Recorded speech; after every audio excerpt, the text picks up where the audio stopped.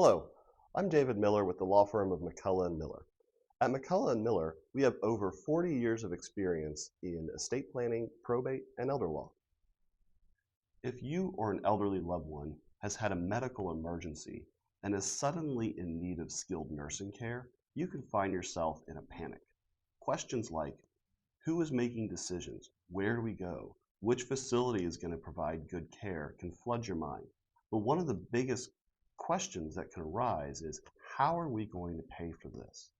The cost of skilled nursing care is extremely expensive.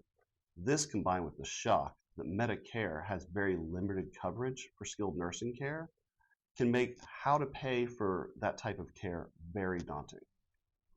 The key in this situation is to not panic.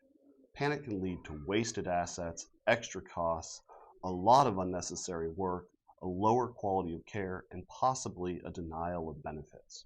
Instead, you should speak with an experienced elder law attorney that can guide you through the public benefits available to you and how to get qualified for those benefits.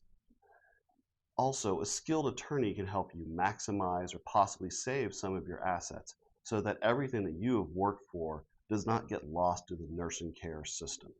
It's always best to work with an attorney to plan before there is a need for nursing care.